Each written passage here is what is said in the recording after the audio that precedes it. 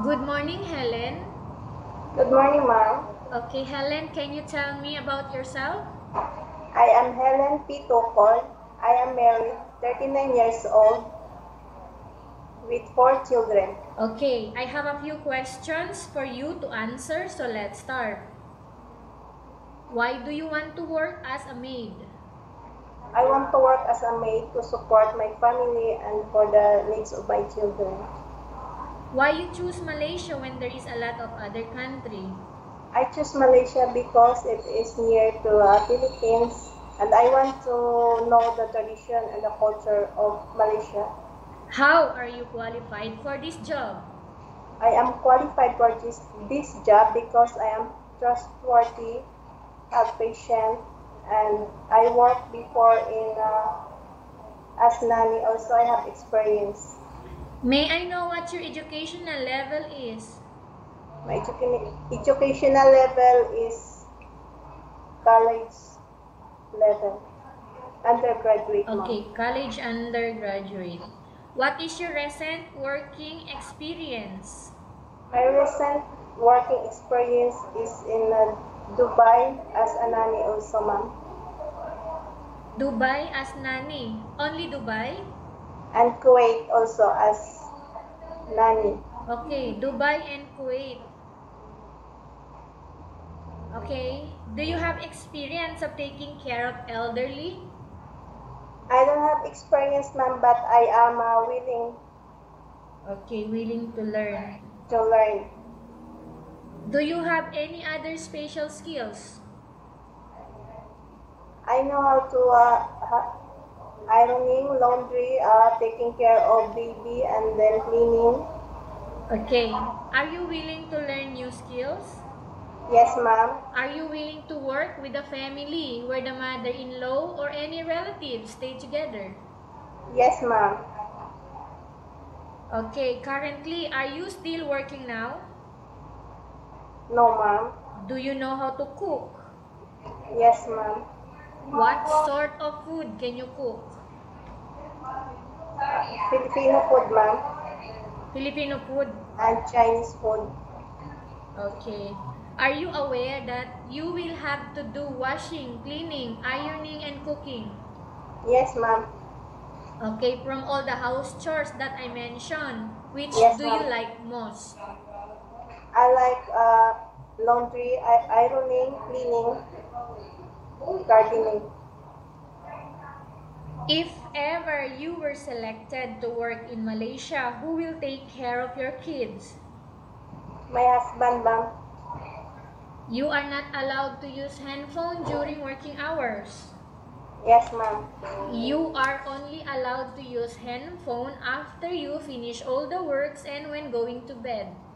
Yes, ma'am. You are strictly needed to surrender the handphone to your employer in the morning and your employer will return back to you once you're going to bed. Yes, ma'am.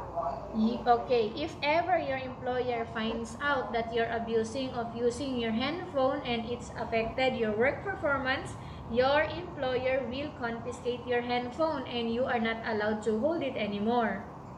Yes, ma'am. Okay. Instead, your employer will allow you to call to your family 3 times in a month. You only allowed to bring normal phone and you are not allowed to bring smartphone. Are you agreed for the terms and condition? Yes, ma'am, I agree. Okay. How many years is the contract as you agreed and understands? 2 years, ma'am. Can you describe for me your ethics, your attitude? My attitude, ma'am, is I am trustworthy, have long patience, especially to children. I am honest and kind. How can you assure to us that you will work hard in Malaysia?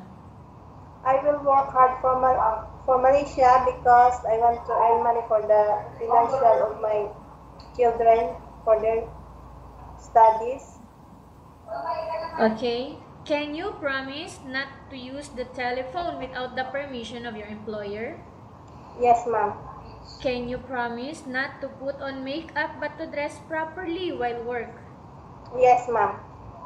Can you promise not to invite friends and relatives without the consent of your employer? Yes, ma'am, I promise. Can you promise not to ask for advance salary from your employer under any circumstances? Yes, ma'am. Do you really understand of the rules and regulation of the agency? Yes, ma'am, I understand. Okay. Do you pay any placement fee for you to come to Malaysia to work as a maid? No, ma'am. Do you have any history of sickness, breast cancer, or any other illness? No, ma'am. Do you suffer from any skin diseases, allergy, or physical defect? No, ma'am. Have you suffered from any serious illness? No, ma'am. Do you smoke? No, ma'am. Have you undergone any operation? No, ma'am. Are you medically fit? Yes, ma'am. Are you in any medication? No, ma'am. Are you allergic with any food? No, ma'am. Are you preferred to work for the employer of any race? Yes, ma'am. Are you preferred to eat the type of food taken by your employer? Yes, ma'am. Are you afraid of being left alone in the house? No, ma'am. Are you afraid of dogs or other pets? No, ma'am. Can you promise to work according to instruction from your employer? Yes, ma'am. Do you have any immediate family here working in Malaysia or friends? No, ma'am. Okay, Helen, we have finished our question section. Let's go to case study. I have a case study for you and I want you to answer me truthfully, okay? Yes, ma'am. Upon arrival in Malaysia within 6 months only, if ever any of your family members passed away, what will you do? I will work and continue my contract, ma'am, after 2 years. Okay, Helen, tell us about yourself again and why do you want to work in Malaysia as domestic helper? I am Helen P. Tocol, married, 39 years old. I want to work in Malaysia as a domestic helper because I want to earn money and to support my children. Okay, Helen, what do you want to tell to your employer who are watching your video right now? Ma'am, I am Helen P. Tocol. Please choose me because I am trustworthy, have long patience, loyal, and kind. Thank you very much. Okay, thank you very much, Helen. We will update to your agency if there is any selection made by the employer. Thank you, ma'am.